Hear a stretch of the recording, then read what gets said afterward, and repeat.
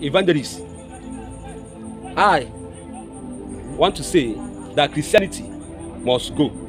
We want to return back to our ancient way, the way our forefathers lived their life, and also the way they worship their gods and their goddess.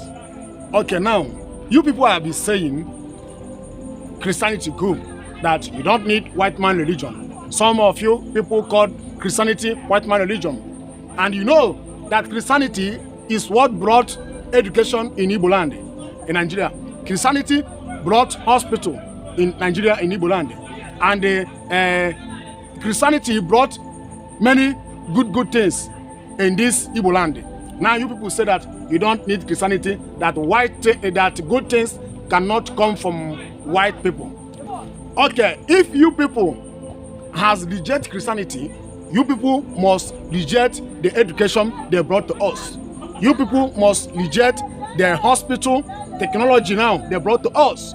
If you people say, let's return back the way our ancestors used to live their life, the way they worship their idol, you people will reject all the good things the white people brought to our country. You people need to reject it. And you people will return back the way our ancestors used to cure people through herbal medicine without going to lab and all those things, you know.